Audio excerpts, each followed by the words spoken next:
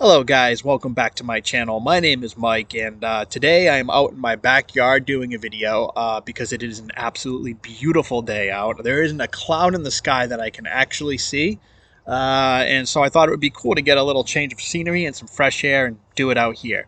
So a little while back I purchased a sword from Windlass Steelcrafts. I had a considerable discount with a coupon code that they gave me, so I was in the mood for something like a Cutlass, something like a naval Cutlass, and they didn't really have a lot, but I saw something at that time, which piqued my interest. So here it is. I went ahead and purchased this sword, and when I got it, I took it out of the box and picked it up, and I was like, right away I noticed a bunch of things that I really liked and a bunch of things I did not like. Some of the things I liked were the blade. The overall design of the sword I thought was cool. The blade was really the highlight. But one thing I noticed right off the bat was it was extremely heavy. The website listed it 3 pounds 2 ounces, which I didn't see before I purchased the sword, so I made a big no-no. I didn't do all my homework before purchasing, but it was way too heavy.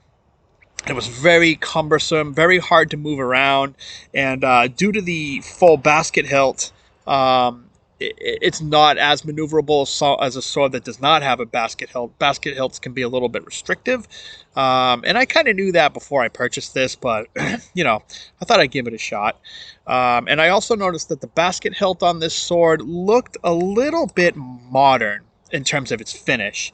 And as far as I know, this sword is not based on any real historical design that really existed. It's basically historically inspired, but it's not based on a real sword from the time period or the age of piracy or sale, for that matter. So I was kind of disappointed, and I thought about sending the sword back, but then I was like, you know what? This would actually make a little bit of a fun custom sword project. So I started removing pieces of the basket hilt, and every piece that I removed, I noticed that the sword became a lot more nimble and lighter and much more maneuverable. So I kept removing pieces until I basically removed the entire basket. Now I will show you the sword in a second. I just wanted to get through this information. And what I did notice is that the sword got very lively and much more maneuverable. So the weight distribution of the sword originally was very poor.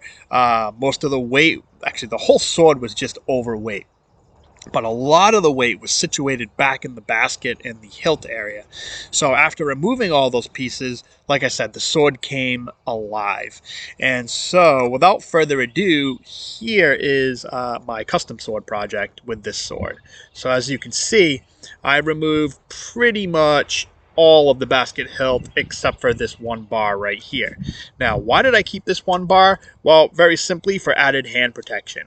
Now, I do realize that I'm not a pirate or a soldier back in the age of sail, I should say a sailor, and I won't be getting into any naval battles with this sword. Just for historical curiosity and historical interest purposes is why I actually do this. So I did leave this to offer amount of hand protection, and I tested it by sliding some blades down on this edge as if you were crossing blades with somebody, and this sword offers very good hand protection from the top. It doesn't offer any protection over here, however. That's where the basket would have been. But I sacrificed that in order to get better weight distribution. And also you can see I removed the blackened finish that they had because I didn't like it. It was a very modern looking finish. And I did a very simple leather cord wrap on the handle to give it a little bit more grip. It was a little bit narrow. The sword comes with genuine ray skin, which is good. It's good for grip. I just thought that the leather added something of a different look, and it also aids very nicely with grip. So yeah, there it is. There's my little custom sword project, and the sword handles fantastically now. I swing it all the time around the house and everything. Actually, I can't swing it in the house anymore because I was doing some swinging of swords in the house recently, and I clipped the ceiling with one of my swords, and my wife was not very happy. Understandable. So, swing your swords outside, guys, around nobody. Anyway, so there it is, guys, and I do actually have some test footage. Whoop, hit the camera. I mean the mic. And I do actually have some test footage that I'm going to show you right now. Let me see if I can pull it up. Here we go. Sword handle's great, guys. It has a really nice, wide, flat, heavy, broad blade. And it just eats these water bottles up. I mean, these things don't stand a chance. I did order some fresh tatami, but it did not actually arrive, so I didn't have it in time for this video. But this very thick, heavy Cutlass blade is it's just fantastic. Windlass used 1065 high carbon steel for this, and I think that they do a very good job with their 1065, so I wasn't worried about that at all. It's a very durable, very nice blade. So yeah, that's basically all I wanted to show you guys today. You know, this is just a testament of something that you can do to your swords.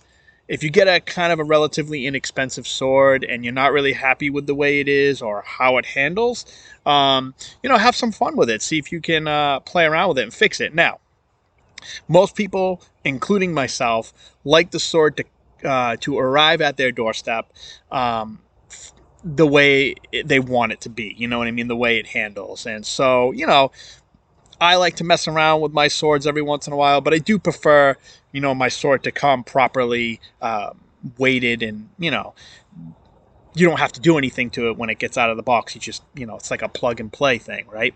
But, you know, it is fun actually sometimes to go ahead and do some custom projects like this. And, yeah, I do it every once in a while. And so if I do it, guys, I'll show you just for the hell of it. So, you know, maybe give you guys some good ideas for your own custom projects. Thanks for coming by today, guys, and watching. I hope you guys have a very good day. Stay safe. If you're not subscribed to my channel, please subscribe, because I like to be a part of this online YouTube sword community and share my information with you guys. You know, I watch a lot of people's videos too, so it's very fun. So please subscribe, please leave comments, please leave a like in the down below, and I'll see you guys soon. I do have some more interesting things coming up for you guys, some really cool stuff I want to show you guys, so stay tuned. Thanks for watching, guys. Have a very good day.